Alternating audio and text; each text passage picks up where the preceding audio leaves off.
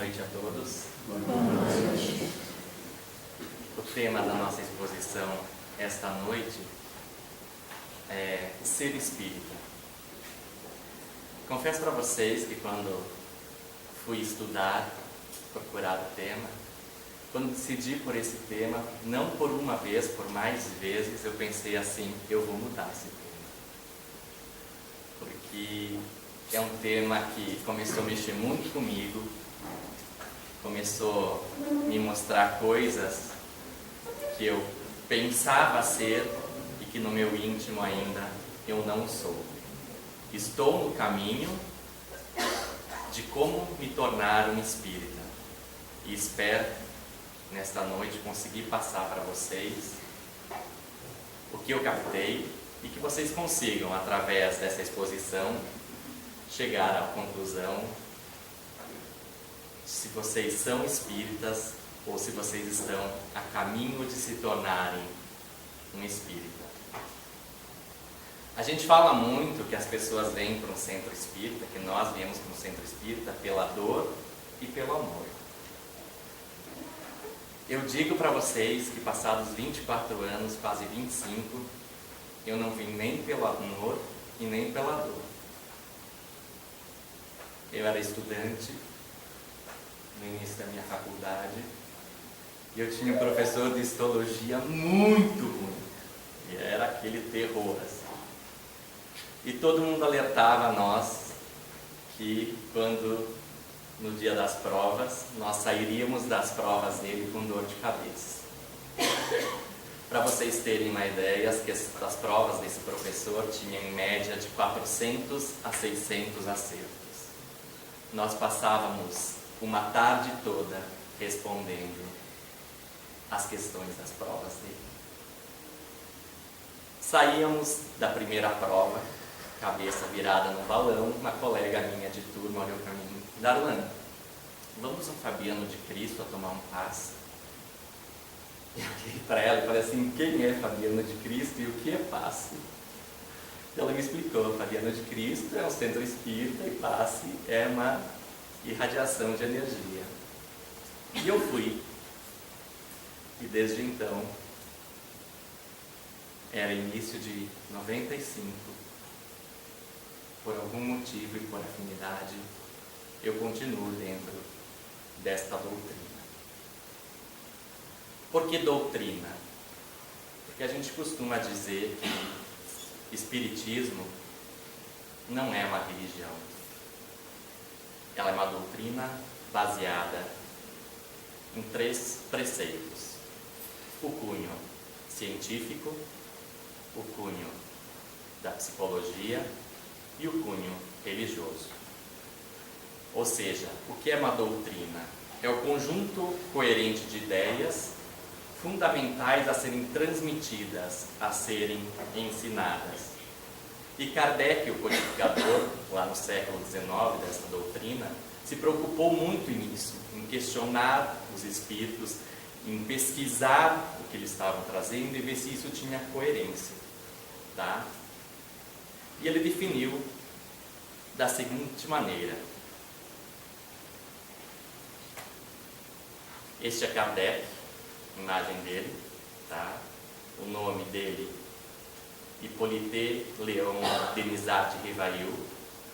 Ele assumiu o pseudônimo de Allan Kardec devido à sua posição na época, por ser uma pessoa muito conhecida, e ele assumiu esse pseudônimo. Então, ele dizia que reconhece seu verdadeiro espírita pela sua transformação moral, ou seja, pelas mudanças que a gente faz no nosso íntimo, no nosso espírito, para nos tornarmos melhor, para evoluirmos. E pelos esforços que a gente emprega para domar suas inclinações más, ou seja, para eliminarmos do nosso perispírito as nossas más paixões.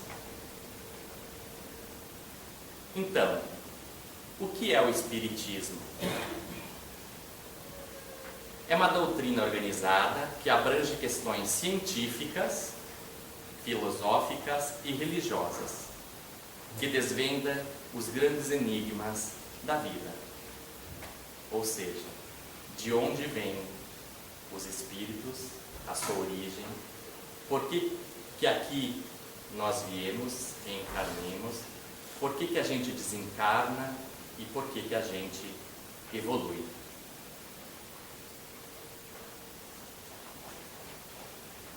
E quando Kardec foi determinar essa doutrina, ele se preocupou muito em dizer que Espiritismo é uma ciência que, é uma religião que, e é uma filosofia que.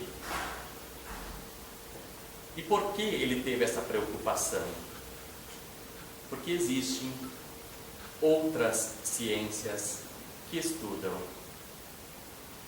a alma, que estudam a morte e o pós-morte. E também se fez necessário determinar. Quando a gente fala em ciência espírita, nós não estamos falando daquela ciência igual química que você mistura dois elementos, vê qual é a reação, você fica fazendo o teste. O que a gente pode e deve fazer, Kardec diz que a gente deve fazer, ao questionar quem tem este dom, né, de mediunidade, fazer perguntas para ver quais são as respostas dos espíritos. E foi isso que ele fez. Ele fez perguntas para diferentes pessoas em diferentes cantos do mundo e correlacionou as respostas dele para chegar às edições dos seus livros. Então, a doutrina espírita é uma ciência pelo conjunto de conhecimentos investigados, elaborado pela sua metodologia, pela maneira de pensar e pela sua estrutura, que determina que ele é uma ciência. E também dizemos que a doutrina espírita, uma das suas bases é filosófica, devido à sua maneira de pensar, sua reflexão e questionamento que ela faz em relação às evidências e os acontecimentos entre o mundo corporal e o mundo espiritual.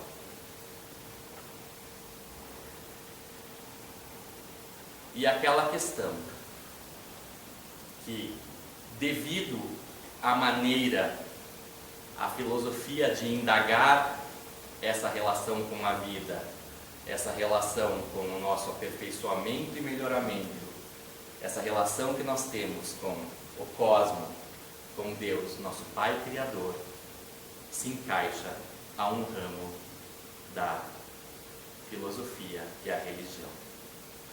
Daí a gente pega naquela questão que preparar palestra é bom porque você acaba estudando. Você sente borboletas na barriga quando está aqui, a boca seca. Mas eu confesso para vocês que eu só fui descobrir que religião é um ramo da filosofia fazendo essa palestra. Então é interessante para aqueles que aqui estão, que pretendem estudar, que pretendem ser um trabalhador, perceber esses benefícios que a doutrina nos proporciona.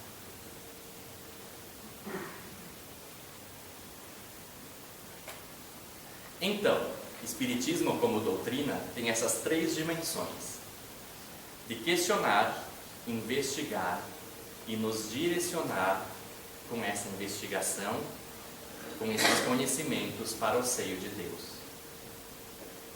E por isso ela corresponde às vistas da ciência, da filosofia e da religião.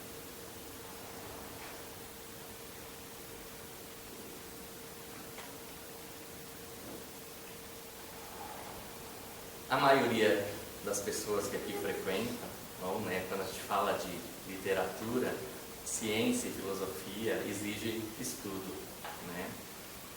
E é lógico que a gente às vezes se encanta por uma literatura romancista, né, por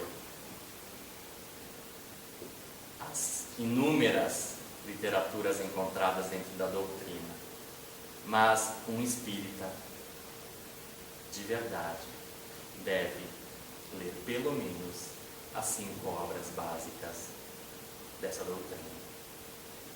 A primeira dela, o Livro dos Espíritos, editado em 1857, compostas de perguntas e respostas, perguntas feitas por um espírito aqui reencarnado, Allan Kardec, e respondidas por espíritos.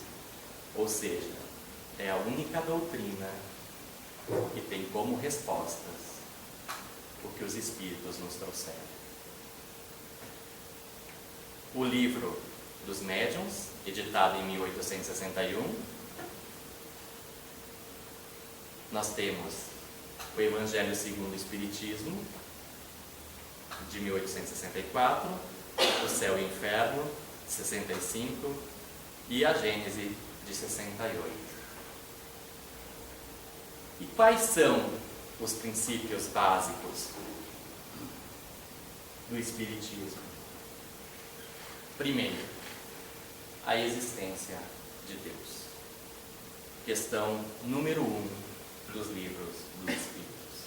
O que é, ou melhor, que é Deus? Causa primária de todas as coisas ou a inteligência suprema?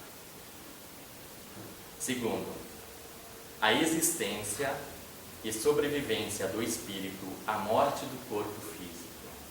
Ou seja, acreditar que nós somos eternos, que nós fomos criados para evoluir do átomo ao arcanjo, que espírito não morre.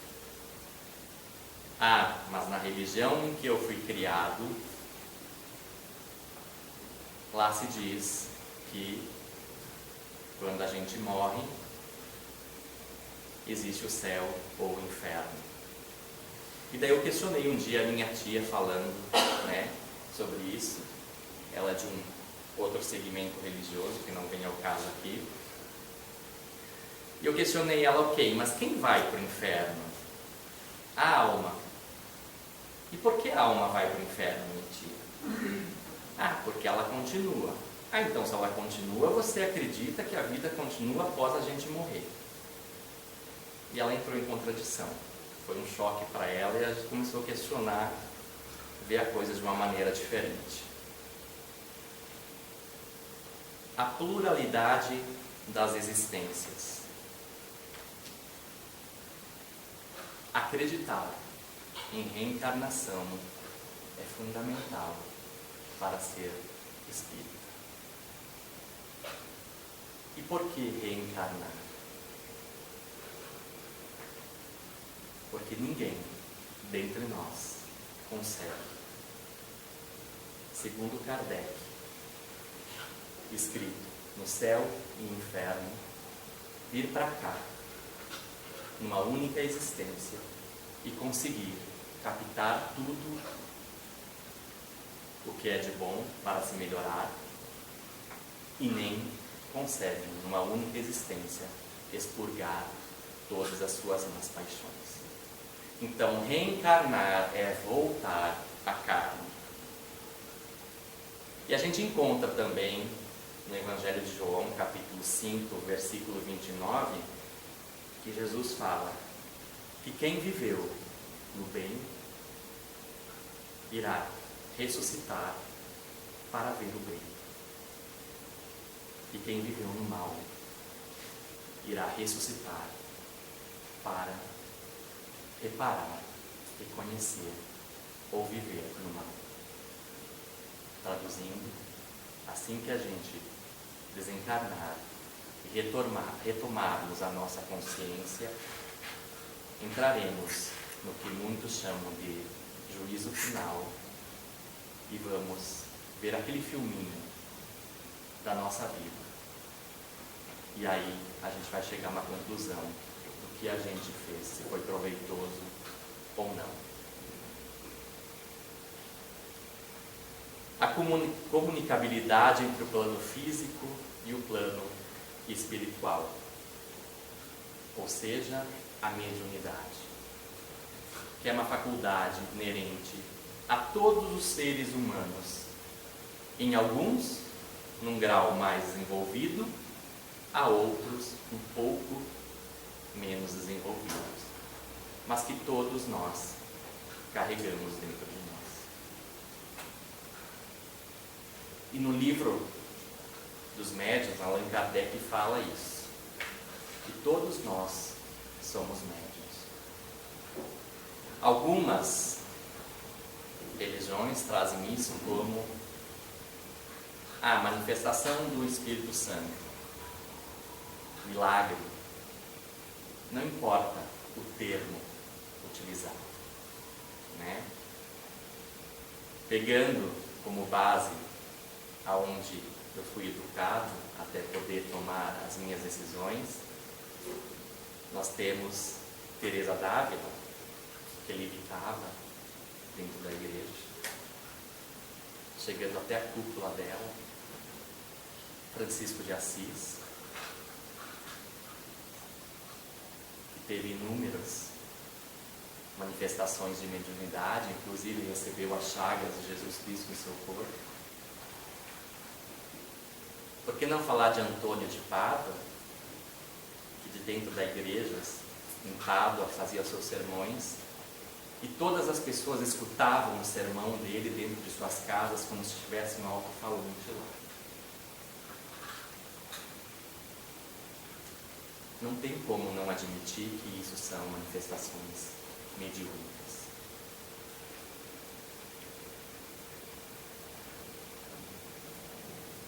E para quem não acredita nisso, para quem não acredita em espiritismo, para quem não acredita em reencarnação, em evolução, em se tornar um arcanjo, o que a gente deve pensar? Vamos lá para a questão 839 do Livro dos Espíritos, que diz o seguinte: é repreensível escandalizar na sua crença aquele que não pensa como nós? É falta de caridade e ofende a liberdade de pensamento. Quem de nós nunca ouviu, olha, aquelas pessoas que nos abordam na rua ou que batem a nossa porta, dizendo que se a gente não se converter para tal religião, a gente não vai ser salvo. E eu sempre me questionei o seguinte: todo mundo espera por uma má interpretação das literaturas que Jesus vai voltar. E eu digo, qual será a religião de Jesus quando ele aqui voltar? Ou melhor, vou corrigir o que eu falei. Qual seria a religião dele se ele aqui voltasse? E muitos não têm essa resposta. E nós pensamos que a nossa salvação está dentro de uma religião. E a gente vai ver daqui a pouco que não. E pegando uma parte da questão 842 também do Livro dos Espíritos, que faz uma conclusão bem importante. Toda a doutrina que semear a desunião e estabelecer uma demarcação entre os filhos de Deus só pode ser falsa e nociva. A única marca que deve haver entre nós é a da fraternidade, do amor que une verdadeiros irmãos que somos.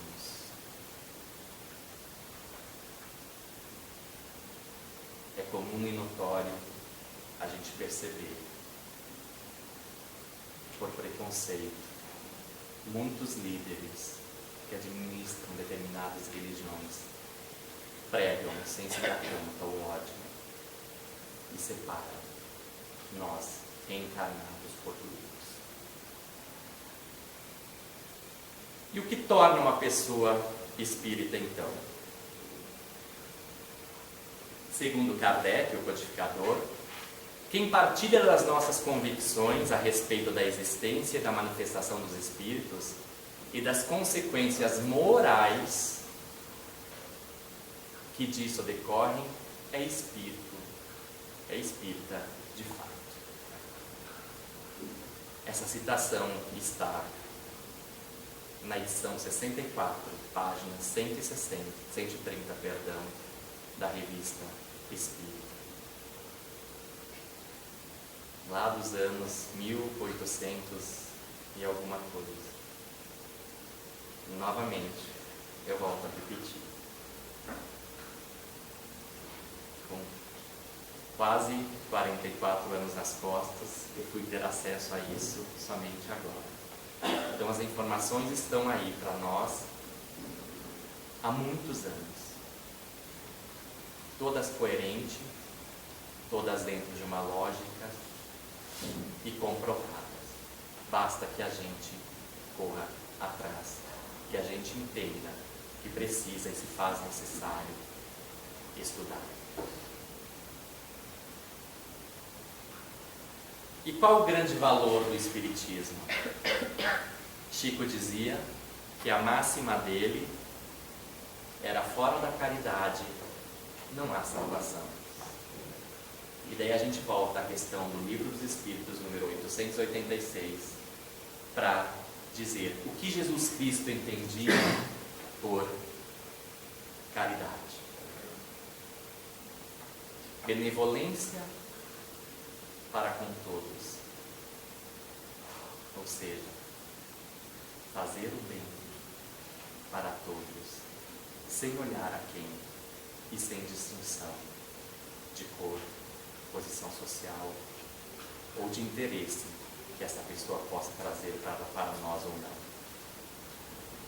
Indulgência para as imperfeições, não esquecendo que assim como o nosso irmão não é perfeito, nós também não o somos. Assim como ele necessita de perdão, nós também necessitamos. E o perdão das ofensas. Este era o entendimento que Jesus dava à palavra caridade.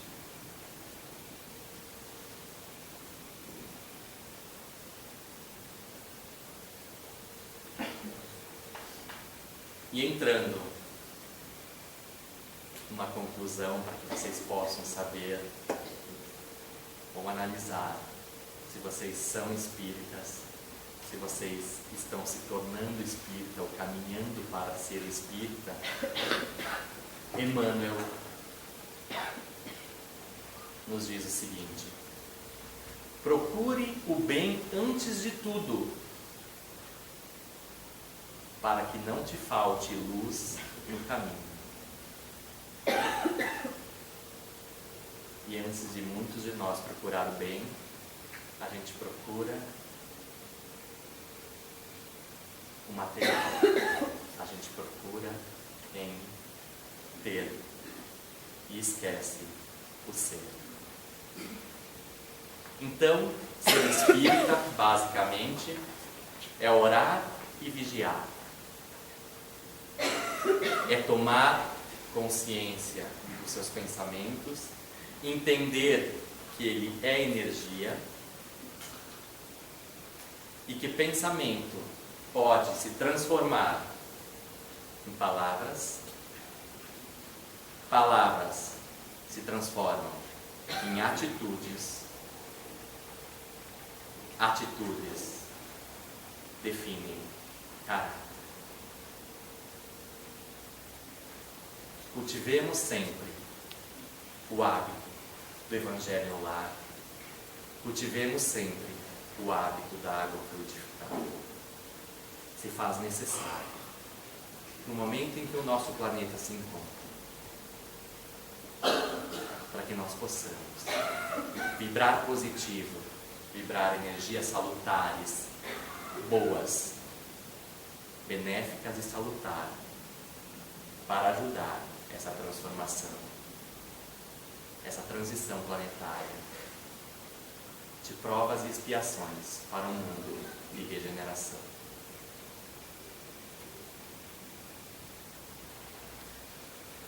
Ser espírita não é ser religioso, é ser cristão. É ter Jesus Cristo como nosso modelo e guia. Para alguém daqui, é familiar esta imagem de Jesus Cristo que eu trouxe aqui?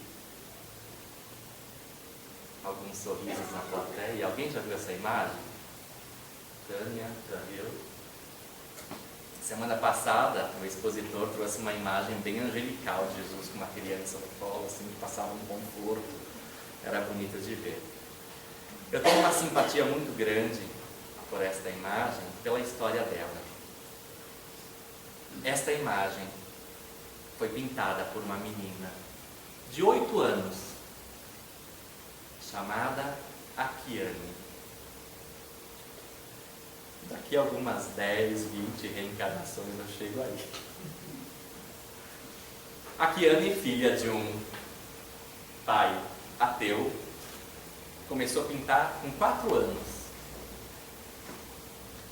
E um dia, ela se trancou no seu quarto, orou muito e pediu a Deus, já que ela tinha as pinturas dela, como as inspirações vinham através de sonhos e visões, que ela visse o rosto de Jesus para pintar.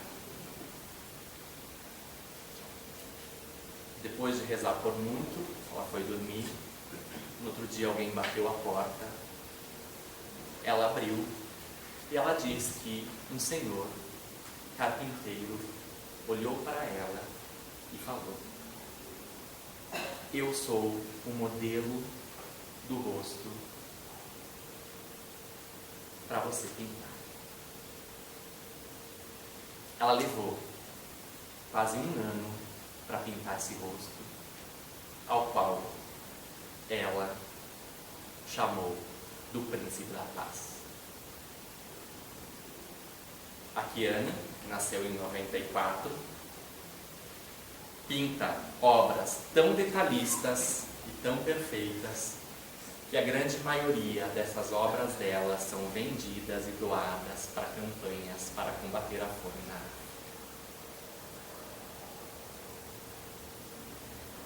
E aí vem a coincidência que eu digo que a espiritualidade faz acontecer para que nós acordamos.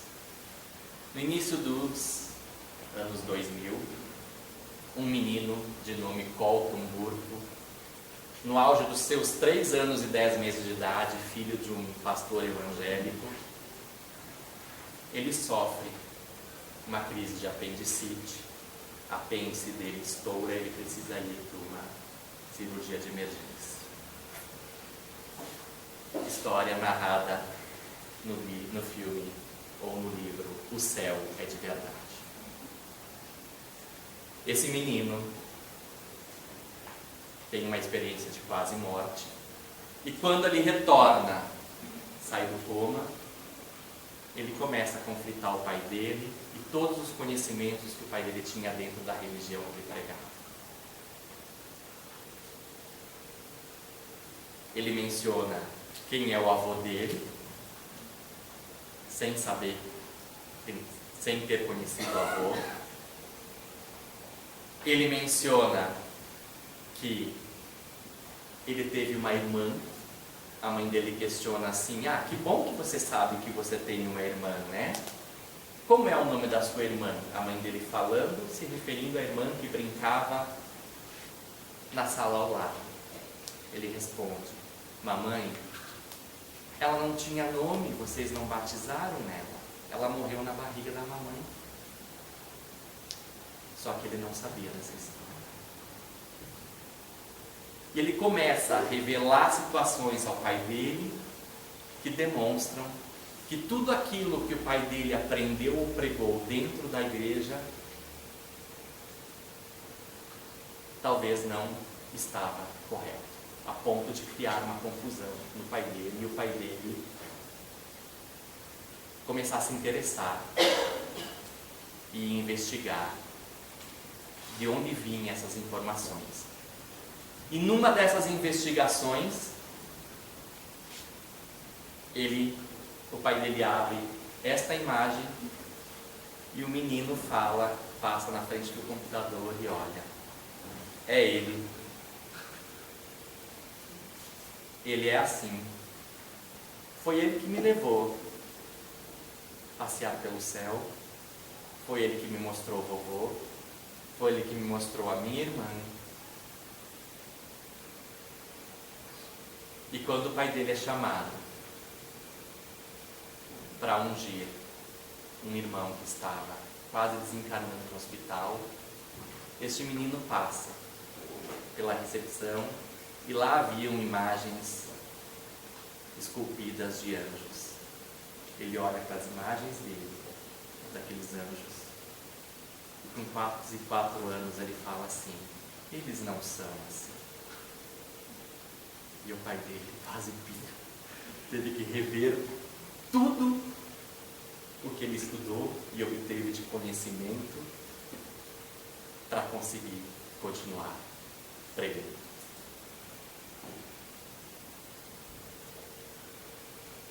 Recomendo o filme para quem não viu, ou o livro. O Céu é de Verdade. Para mim é uma obra completamente espírita, dirigida por 2 pessoas que não estão vivendo a doutrina espírita. Vale a pena. Não é ostentar uma crença, é vivenciar a fé sincera, uma fé coerente e racional. Não basta que nós leiamos as obras, se faz necessário que a gente as coloque em prática. Não é ter uma religião, é de ter uma grande responsabilidade. Como falei, religião não salva ninguém. E a nossa responsabilidade é de propagar, sem ter vergonha, esta bela doutrina que nós estamos tendo a oportunidade de tê-la em nossas mãos.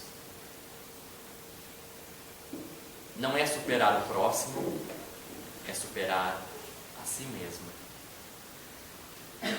Antes de apontar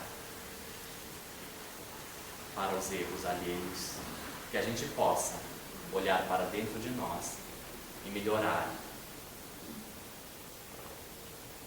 as nossas más paixões, fazer a nossa reforma íntima. Não é construir templo de pedra, e sim transformar o nosso coração em templo eterno. Afinal de contas, o coração é o grande palco das paixões. É ali que a gente guarda, como de costume falamos, as coisas mais boas que a gente vivencia. Não é aceitar apenas a reencarnação, é compreendê-la como justiça divina e caminho natural para a perfeição. Cuidemos para não cair no golpe de olhar para aquele irmão, não com piedade,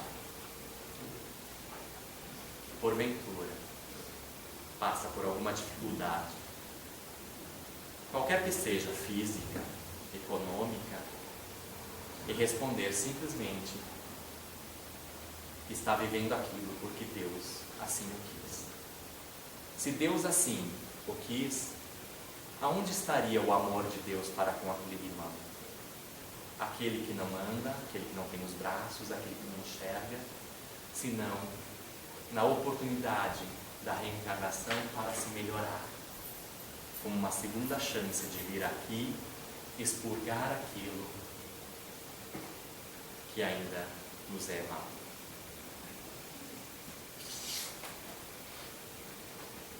Não é só comunicar-se com espíritos.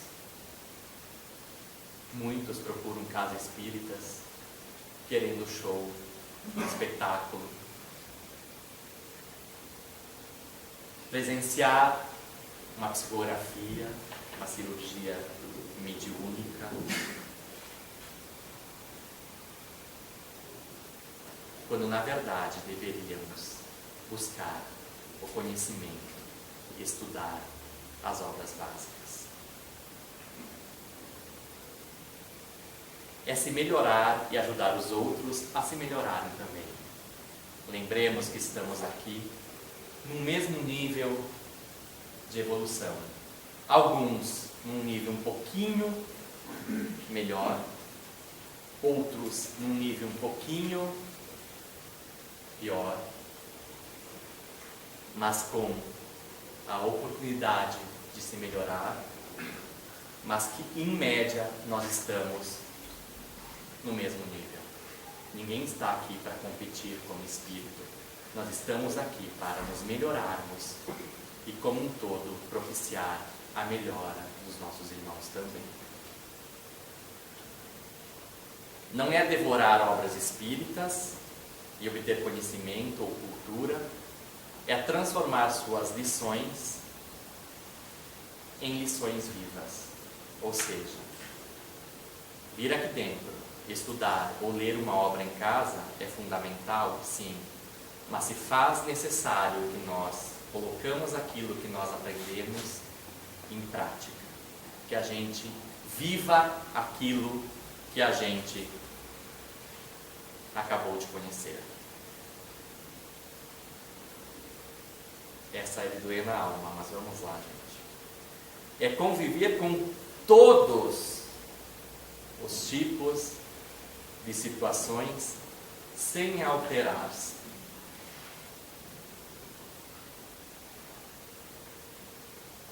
Por aqui, eu digo que eu estou a caminho de ser um espírita. Só por essa frase eu cheguei a essa conclusão.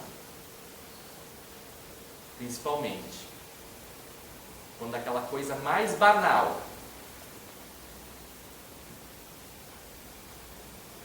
quando nós esperamos que algo aconteça e aquilo não sai como nós queríamos que fosse. E nós temos aquela reação animalesca, domada por instinto. Aí a gente vê o quanto nós ainda precisamos nos melhorar. É ser consciente em todos os locais. Não basta eu ter consciência de ser espírita apenas dentro da casa espírita, ou quando estou fazendo o meu evangelho no lar. Eu preciso ter consciência de ser espírita lá no meu trabalho, com aquele colega que eu não suporto, que eu acho chato. Eu preciso ser espírita para com o meu chefe, com a minha esposa, com o meu esposo, com o meu filho, com o meu vizinho, por que não? Em todas as situações do nosso dia a dia, a gente precisa colocar em prática os ensinamentos do Mestre Jesus Cristo. Não é ser diferente, é ser exatamente igual a todos.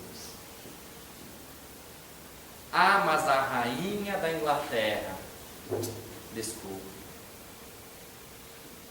isso é título humano. Ficará com o corpo dela assim que ela desencarnar. Ah, mas o fulano tem tal coisa e a gente o trata melhor do que aquele que não o tem. Desculpa. Materialismo puro, que aqui ficará. E como disse Jesus, a traça e a ferrugem irão comer. Não é mostrar-se que é bom, é provar a si próprio, se esforça para ser bom. A diferença do culto exterior para o culto interior está nas Escrituras. E quando fordes oferecer a sua oferenda, retome a consciência e veja se você tem algo contra teu irmão. Antes de colocá-la no altar, vá até esse irmão, peça desculpa e depois volte. E faça a sua oferenda.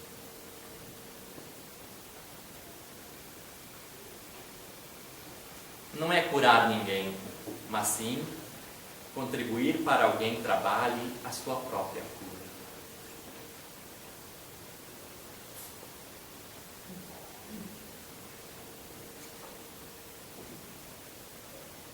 não nos enganamos.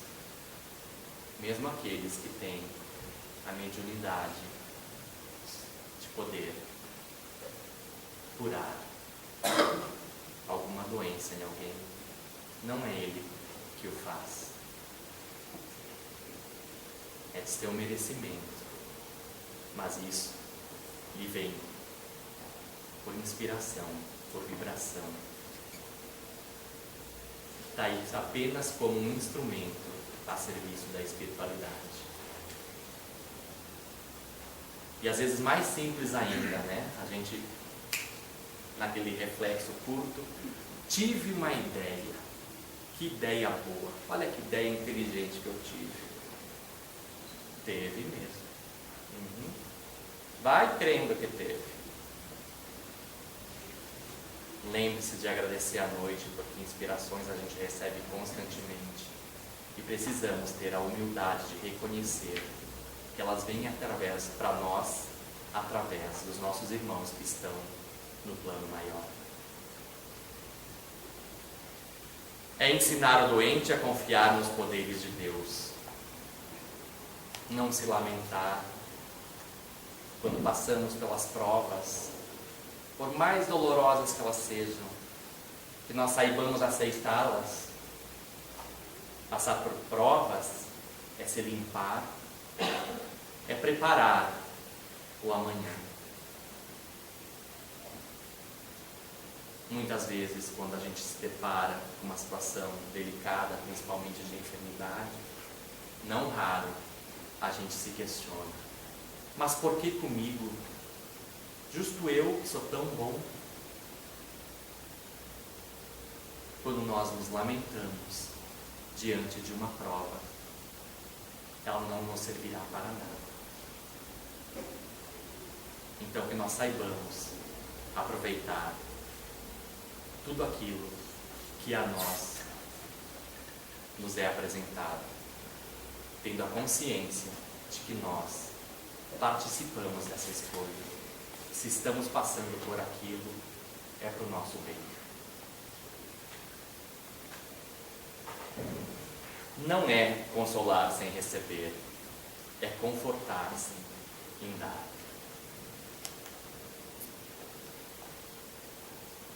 Isso está na oração de São Francisco, né? É mais bem-aventurado aquele que se doa, aquele que dá, se dá em benefício ao irmão, do que aquele que pensa em receber. Não é esperar que Deus venha até nós, é subir até Ele, elevando-se moralmente e se tornando melhor. Como espíritas, nós temos que ter a convicção de que nós evoluímos do átomo ao arcanjo. E neste momento, quando nos tornarmos arcanjos, espíritos perfeitos, desapegados de tudo que for material,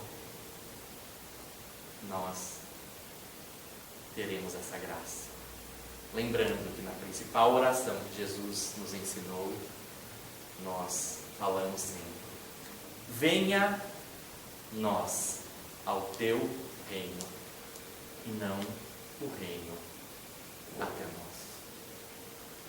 E que nós saibamos aceitar sem murmurar estas regras, porque elas são imutáveis e são assim para todo o sempre. É muito simples,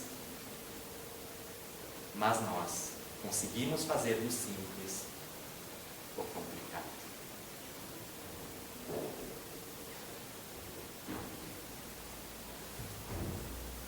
Minha gratidão por vocês cederem os ouvidos de vocês para minha exposição. Obrigado.